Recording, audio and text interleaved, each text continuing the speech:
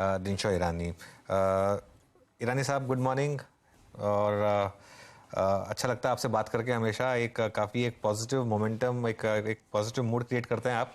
बताइए इस समय मार्केट को कैसे अप्रोच करें, क्योंकि हालांकि आज तो मिड कैप में तेज़ी है, लेकिन पिछले एक महीने की रैली में मैं एक चीज़ नोटिस कर रहा था कि पूरी की पूरी रैली जो है, एक दो पॉकेट्स को छोड़ दें जैसे पीएसयू बैंक या डिफेंस, पूरी की पूरी लार्ज कैप ड्रिवन रही थी और मिड कैप ने इतना पार्टिसिपेट किया नहीं था।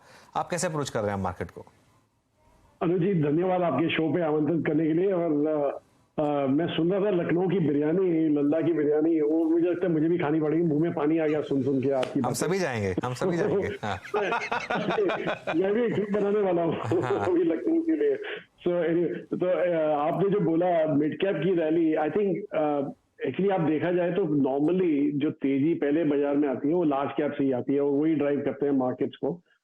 और पिछले चंद दिनों में आपने देखा कि मिड कैप ने पिकअप किया है, तो ऑब्वियसली यहाँ पे भी हमें भी यही लग रहा है कि एक मोमेंटम आएगा मिड कैप में। पर बहरहाल ये इसके बोलने के बावजूद आपको ये ध्यान रखना चाहिए कि इंडिया ऑलरेडी काफी आउट परफॉर्म कर चुका है।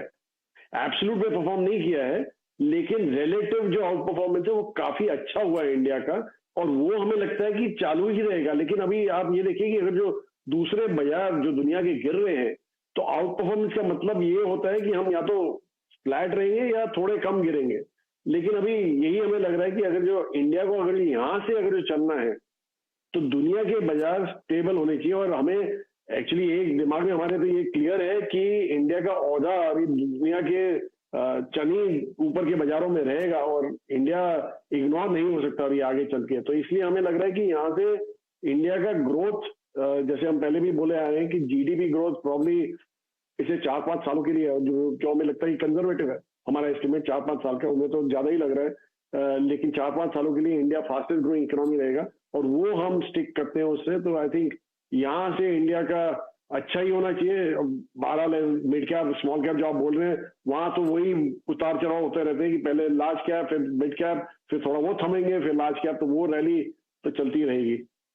अच्छा, एक बार जरा वापस रेलवे स्टॉक्स लेकर आइए। आरवीएनएल, इरकॉन, ये दोनों के दोनों स्टॉक्स में वापस एक मूव इस समय। और इनफैक्ट अब इस महीने आरवीएनएल में 77% का मूव, इस महीने में 77% का मूव आरवीएनएल में। इरकॉन में इस महीने 37% का मूव, जबरदस्त मूव इस समय। ईरानी जी, आपकी कोई एक्सपोजर है रेलवे रिलेटेड स्टॉक्स में? इस मूव को आपने स्टडी किया है क्या? जी, अनफॉर्चुनेटली आपसे ही सुन रहा हूँ मैं। 77% और 37% हमने तो ध्यान भी नहीं करते इन स्टॉक के ऊपर। पर बहरहाल हमारे पास भी ऐसे स्टॉक होते हैं जो 77 वगैरह 37 तो नहीं चलते, पर चली जाते हैं। हमारी फिलॉसफी बहुत क्लियर है कि बाजार में कम से कम 100 से 120 ऐसे स्टॉक होते हैं जो किसी भी गिवन टाइम पे चलते हैं। तो आप अगर जो 2-3 में रैली छोड़ दी है, तो बाकी सारे में मिलेंगे हमें। 12 जैसे आपने बोला इरकॉन की बात की, हमारे पास डिफेंस के स्टॉक्स हैं जो काफी अच्छे किए हैं ये रैली में। तो इसलिए हमारे पास तो हमेशा कोई ना कोई चॉइस रहता है, लेकिन हमने रेलवे पूरा मिस कर दिया। बिकॉज हमारा एक और फिलॉसफी है कि जहाँ पे गवर्नमेंट का कंट्रोल बहुत होता है, वहां पे वो स्टॉक्स हम अवॉइड करते हैं, क्योंकि उनकी पॉलिसीज ज्यादा क्लैरिटी नहीं होती है। इसलिए it's better to avoid those names. अच्छा दिशा जी, एक पब्लिक इन्फॉर्मेशन है और समीर ने भी इस बात का जिक्र किया हुआ है। एक स्टॉक है जिसमें आपने अच्छा खासा पैसा बनाया है, कैंपस एक्टिववेयर। अब ऊपर से वो 30-31% करेक्ट हो गया है। इस करेक्शन को आप कैसे देख रहे हैं? ये हम तो देख रहे हैं कि ऐसा अपॉर्चुनिटी टू बाय, बिकॉज आपने देखा होगा कि वहां पे एक्चुअली उनका एक तो लॉकआउट पीरियड जो था वो 6 महीने वाला वो खुल गया था और coincided with the quarterly numbers, जहाँ पे जो रॉ मटेरियल कॉस्टिंग थी उनकी, that created havoc. I mean as in उनके जो प्रॉफिट थे गॉट कंप्रेस। बट आप 6 महीने के हिसाब से देखें तो बहुत ही बढ़िया किया वो स्टॉक ने। मतलब 6 महीने का रिजल्ट अगर जो आप क्लब करें और देखें तो काफी अच्छा किया। तो हमें तो ये ऐसे जो करेक्शन होते हैं वो काफी पसंद आते हैं, क्योंकि हमें हमारा जो पीएमएस होता है, जो नए नए क्लाइंट रोज आते रहते हैं, उनके लिए तो बहुत ही बढ़िया हो जाता है कि यू कैन, एक तो जो नए क्लाइंट है उनके लिए चीपर स्टॉक मिल रहा है, और दूसरा जो एग्जिस्टिंग क्लाइंट है उनको एवरेज करने का भी मौका मिल रहा है एट अ लोअर लेवल। सो इसलिए हमें जहां पे हमारा लॉन्ग टर्म हमारी जो क्लैरिटी है वो बनी रहे, बस वही हमें चाहिए। और यहाँ पे हमें यही लगता है कि ग्रोथ रेट तो यहाँ पे बनी रहेगी और काफी ऊंची ग्रोथ रेट रहेगी यहाँ पे। इसलिए वैल्यूएशन जो जो पहले जो स्ट्रेच थे थोड़े अभी करेक्ट हुए हैं, वहां पे हमें लग रहा है कि फिर से देख सकते हैं एक बार to add to your portfolio and to add to the existing portfolio also.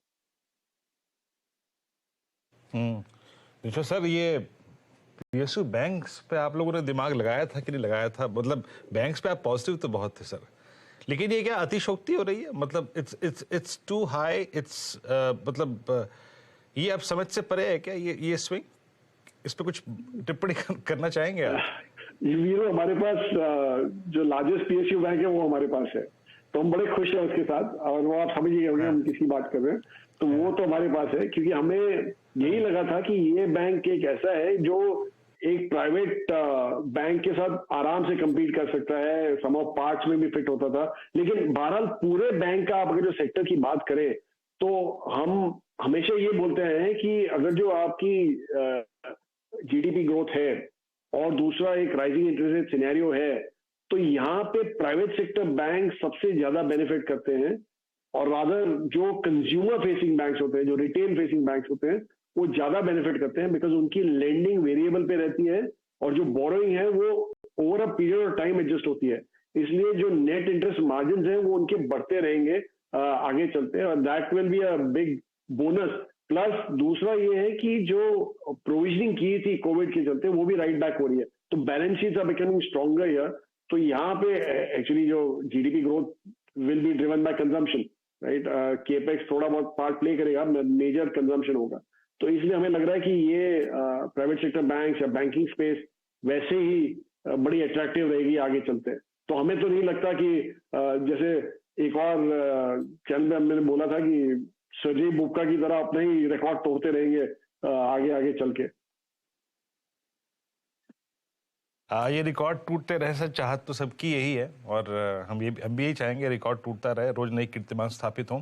अच्छा सर, अभी ये अर्निंग सीजन आपने पूरा देखा, ये जो बीत गया, इस अर्निंग सीजन के बाद एक ऐसा चंक जहां पे आपका कॉन्फिडेंस काफी ज्यादा है, जहां पे आप लोगों ने थोड़ा सा अपने पोजीशंस को और ऐड किया हो, कोई खास ऐसा चंक या फिर sector, space, group of stocks? जी देखिए, एक्चुअली क्वार्टरली नंबर अगर जो आप पूरे क्लब करके देखें तो ऑब्वियसली इतने बढ़िया नहीं थे, पर अगर जो आप कमोडिटीज निकाल दें या एनर्जी स्टॉक्स निकाल दें जहां पे विंडफॉल टैक्स था, कमोडिटी प्राइसेस में करेक्शन था, तो वो अगर जो निकालें तो फिर तो ग्रोथ बहुत ही बढ़िया दिख रही है हमारे क्वार्टरली नंबर्स की। इनफैक्ट कोई तो 25 से 30% की ग्रोथ की बात हो रही थी क्वार्टर नंबर्स पे।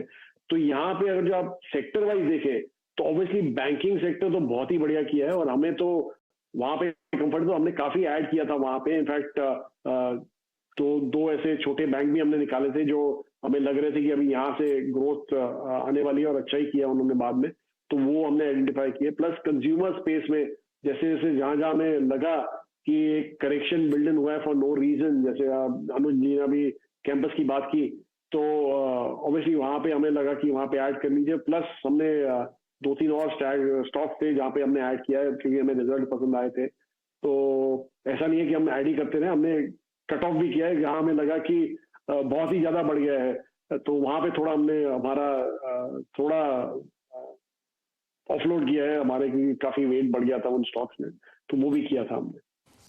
ओके, चलिए ऋषभ जी, शुक्रिया आपका समय निकालने